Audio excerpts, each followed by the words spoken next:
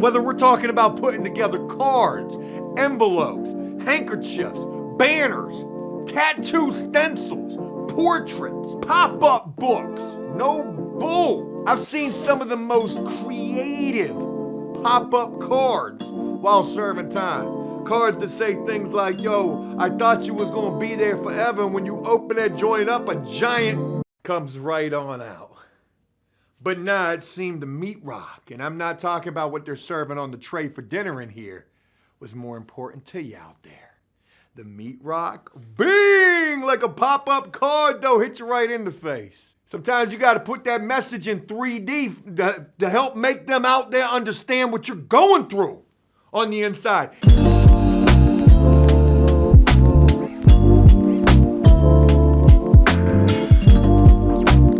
What's going on, everybody? Welcome to After Prison Show. My God, it feels like it's been forever since I've said that. But I'm back now. The house is done. Flip number 3 is done. Ain't got no landscape work going on right this second, so I got plenty of time to focus on videos. I wanted to be filming a Joe Ross video today, hence the getup. Joe looking like, Bob, B. Ross. But there's way too much noise taking place outside with the construction, so I had to call an audible, and here we are. I'm gonna film this video instead. It was many moons ago here on After Prison Show, 4 years ago probably, I filmed a video called How Tattooing Saved My Life in Prison. This title is similar sounding, but this video is about to be totally different. Yeah, it is. This video is gonna be a whole totally different video. You know, I guess it's because I've been thinking about art so much as of late. With the Joe Ross series, it gets me to thinking just how important art is as a whole while serving time. And how drawing especially can save your life while locked up. And I don't mean that exactly so literally, but just like tattooing saved my life, drawing can most certainly do the same, and far outside of like life and death. We'll break this thing down quite philosophically in this video. And it's my hope that in this video you guys find some interest in this and maybe hear some things or learn some things that maybe you were unbeknownst of. Unawares of. You didn't know about before. Let's go with that. You know, while serving time, guys can really hone skills that they may or may not have known that they ever had. Some guys become professional gamblers. Maybe they perfect the skill of lying even more. Maybe becoming a better con artist. Maybe you learn how to make bathtub methamphetamine while locked up, something that you didn't know before. Maybe you got locked up for selling marijuana. Prison has often been referred to as a school for criminals. Criminal university. Crime school, kind of. Maybe some guys become really good at stabbing people. I'm sorry, I know that was probably in poor taste. I'm not trying to make it sound like everybody who's locked up is a horrible person. That's not the case at all. It was the stabbing people joke that I had written down. I really wanted to be able to get to that joke. I probably spent too much time bashing prisoners into the dirt trying to get to that joke, and it probably didn't come across so well. Like I said, when you're locked up, you may realize that you've got a certain set of skills that you didn't know that you have. Maybe you go to school, maybe you learn how to cut hair. Joe, when you get a haircut, I can't stand watching you like this. I can't stand to watch you let yourself go like this. Joe, you look like Oscar from Sesame Street. What was I talking about? Oh yeah, maybe you pick up HVAC skills or brick masonry skills or electrical. I mean, they've got certain trade schools in prisons. Hell, the only trade that I was able to get into was upholstery. Learning to be a seamstress. Ain't no quilting taking place in prison. If you're trying to make a quilt while you locked up, you better X-nay on the convict A to the fullest. Ain't nothing gangster about quilting in the penitentiary. So yeah, I couldn't do that. Hey, I got a proof of that. What trade I got a proof of? Not the brick masonry. Oh, sewing. Hey, yeah, I'm not going to that. Not doing it. Turns out there's probably quite a bit of money in that. Thinking about boat upholstery, RV upholstery, making sails for boats. Yeah, you probably make some good money. I could have came home and been a bazillionaire doing curtains. The meat what? Meat curtains? Is that a thing? Yeah, I'm feeling it. See, I got to get animated immediately from the jump. That was a bar right there, because it's so fucking cold in here.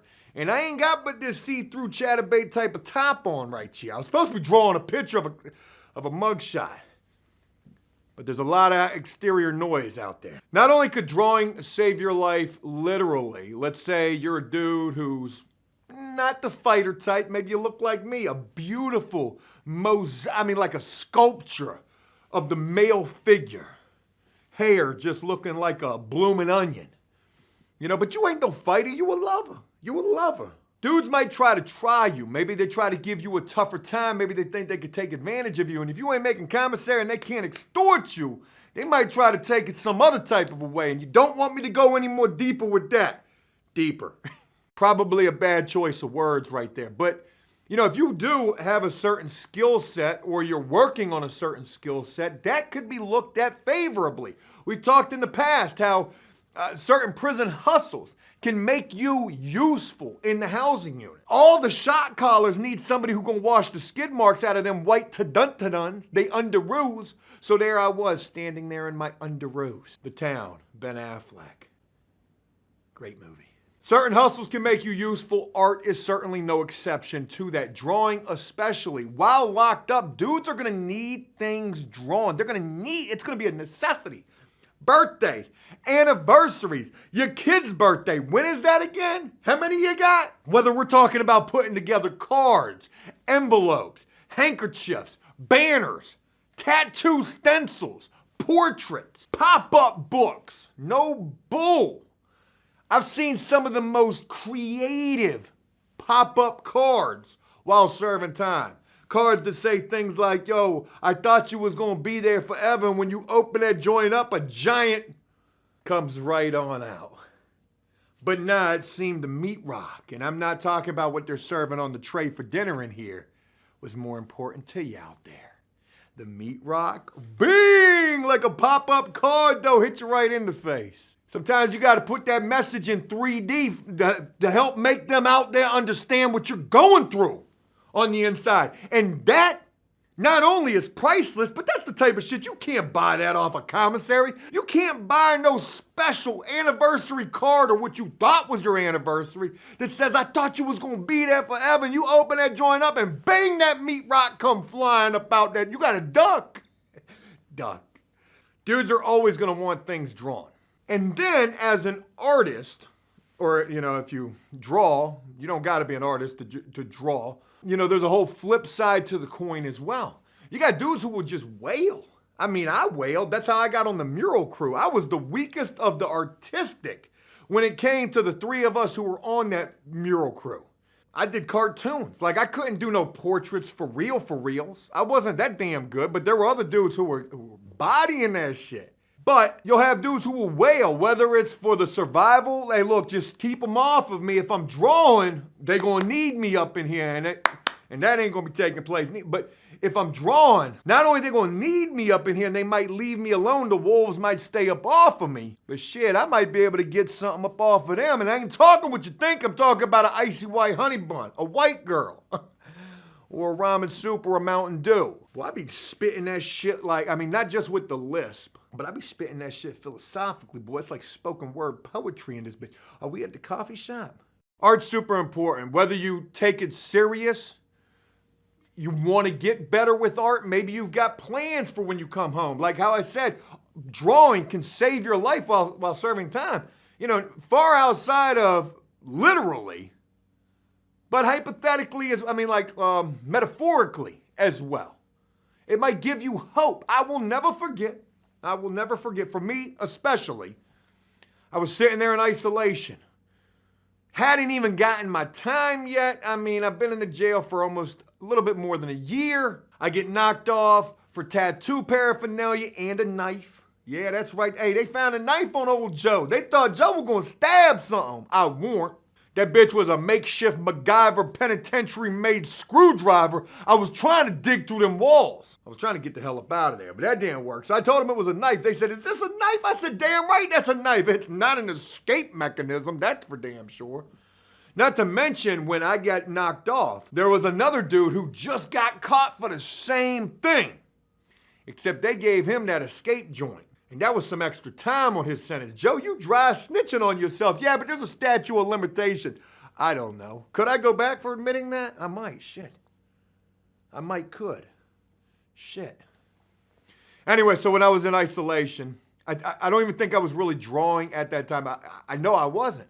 I might have been doing the little pick and poke tattoos, and that's how I was getting by for that first year. But it was when I got to isolation and I had to sit back there for some time that I started drawing. I had a little flex pin, the little safety pin, so you can't go doing none of that with it. That joint's gonna bend like it's a like it's a Twizzler. Try to put that joint in somebody's neck, then they're gonna really kill you. They're gonna kill you because you was trying to hit them with the Twizzler in the neck. If you've never written with a safety pin, pick you up a Twizzler, pretend that that's an ink pen, and try to write with that. That joint's gonna be like, you're gonna be feeling like you're in the Matrix. You're gonna be feeling like you're tripping on the eighth of some mushrooms. Like, what? You're gonna be trying to throw up gang signs trying to just hold that joint. What the God bless how you write with this? You become a professional violinist afterwards. Oh, that finger movement. It was when I got to isolation that I actually started taking drawing serious myself with a Twizzler of a pen and no paper. And as precious, I didn't plan for this, it's just happenstance that there's a roll of toilet paper out here. Sometimes I can't wait. And there's no bathroom out here, there's a bucket. I'm kidding, this was a prop from another video that I had done, but I didn't even have any paper, and as precious as toilet paper is while serving time, and how sometimes long you might have to wait between rolls, I was drawing little pictures on toilet paper. You know, if I would have still had those to this day, I could have turned them joints into some some NFTs. And probably really done something with those. But I ain't got them no more. I had them, but then I came home from prison and this chick that I was living with, she threw all my shit away one day. But that's a story for another time. Probably one we've already shared, to be honest. Yeah, I was drawing on toilet paper. Now, I don't share that with you to, get y'all in the feels. This is not a Lifetime movie here, and, don't feel sorry for me at all. Look at my hair, for God's sakes. Feel sorry for that. I'm kidding. I share that with you because it was back there while in isolation. I'm making jokes about this, but there's nothing more serious than this story right here. I was the closest that I could have been to wanting to just hit the escape button. And I don't mean literally escape. I do mean literally escape. I mean end it all button. I had never been in a more depressive, dark, low spot in my life. Feeling like I didn't have nobody. I didn't have nobody. Sitting back there in isolation with a dude who's batshit crazy, amongst many others, but just this one guy, batshit crazy, dancing around his cell butt ball naked. How I know? Because the guards would do their rounds and be like, what the way? Why you ain't got no clothes on? What you think, you's a ballerina? There ain't no ballerinas in the penitentiary. Put your damn jumpsuit back on. Something along those lines. And then you would smell it. Oh God, you couldn't see it, but you could smell it. And that let you know enough. This guy was using his dookie like it was crayons. He had the Crayola dookie. Dude had the Crayola dookie, man. You would see it walking back and forth to the shower. And you didn't want to look, but you had no choice. I mean, you had to, because the smell hit you like one of them pop-up cards. Bang! Right in the soup coolers. Boom! And all up in your nostril. That joint was walking up your nose hairs. Oh, God, what the, whoa! That man making murals. That man made a Leonardo DiCaprio. Or a Da Vinci Code? I don't know. I don't know any artists, to be honest, except for myself. Leonardo DiCaprio. Come on now.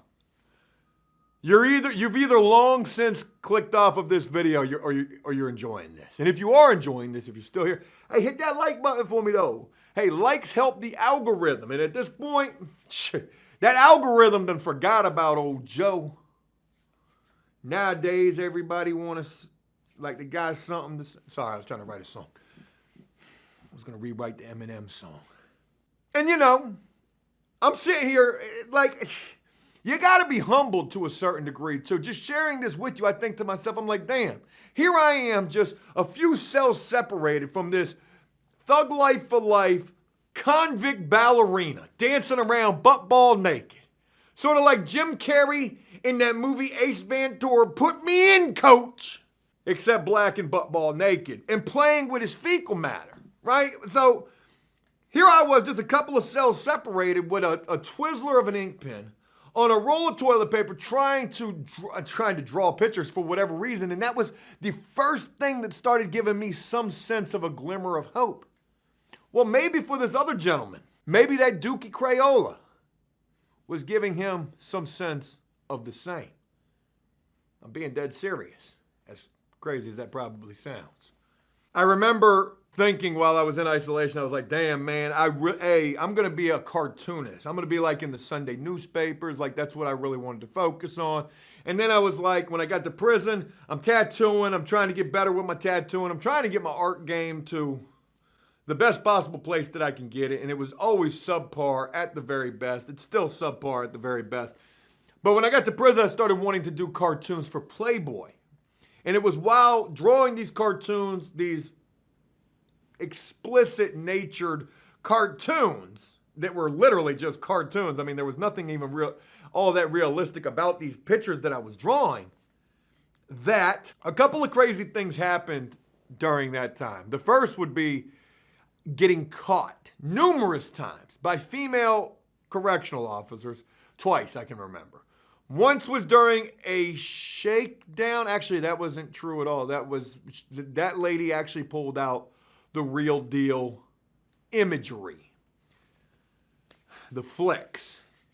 She said, Mr. Guerrero, you got anything that you're not supposed to have? I said, no, ma'am. You know all I do is I sit here and draw my pictures. You know, I could draw you as a cartoon if you'd like. And she was like, oh, for real, for real. And then she pulled out that manila envelope and that sheet came out with so many of them meat rockets all aimed at that one target. And she was like, for real, for real.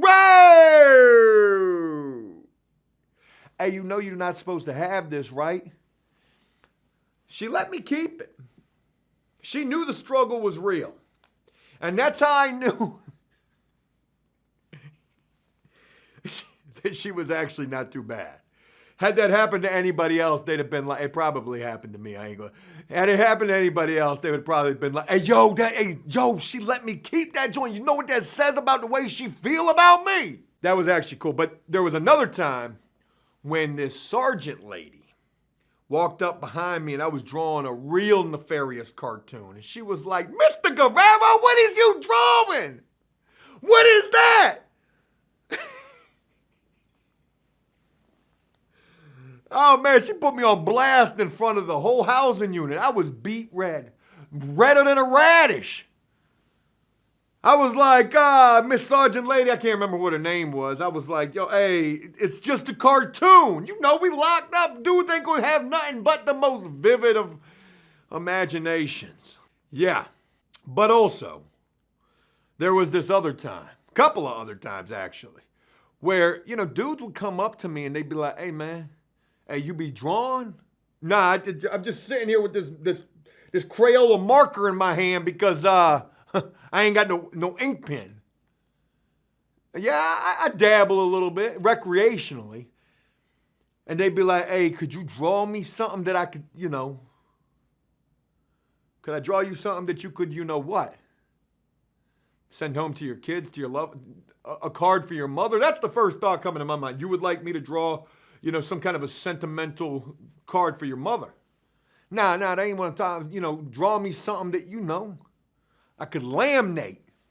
Well, the only things that we're laminating in here are the things that we're going to take on the prison day. What? Dudes would like want me to draw a couple of different times. You know, pin-up chicks. The meat curtains. Hey, yo, could you just give me a portrait of some meat curtains? Make them life-size, too. I'm going to put them joints on the FIFA. I ain't talking about the FIFA neither. Well, the FIFA sort. I had some unusual requests. Hey, could you draw this picture for me? I know you ain't really too strong with the portraits, but could you draw me? You could even draw it as a caricature portrait, a cartoon portrait. Yeah, that's my ex-girlfriend right there. Could you make it look like she got ran over by a Mack truck? She got the restraining order, right? I'm all over the place with this. The fact of the matter is when you're locked up, man, you got to have something to get by. And art and drawing which leads to tattooing and painting and portraits and mural work and all sorts of books and graphic novels and just so many different things that guys create while they're serving time. Art and drawing are probably one of the biggest things when it comes to serving time, like how important it is and how much that can help you to survive a place like prison. You could be in the art car. You know, there's certain cars and cliques and sets that you can rock with. You could be in a gang car. You could be in the religious whip. That joint like a hearse.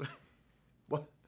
Yeah, you could be in the religious car, or you could be in the creative car. You know, the dudes that hustle. Washing the skid marks off a drawer. Hey, get your skid marks washed out of your drawers 3 times. I'll give you a little card that you can send home to your loved ones, because I do art on the side as well.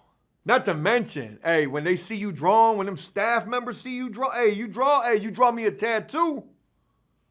That's a big deal. Guards always want you to draw something. Staff members.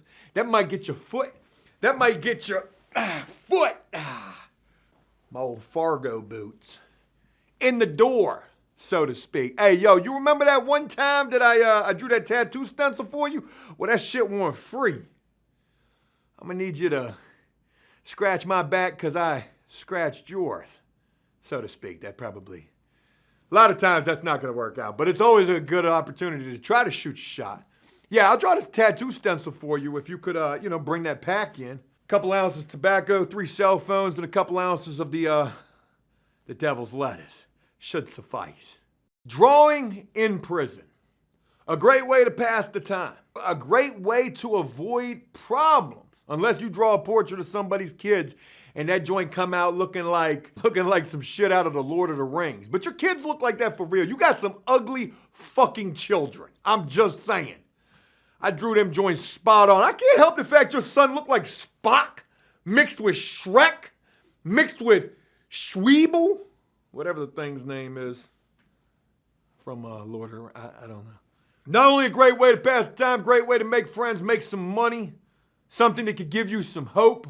Where else could you get better at drawing than a place like prison?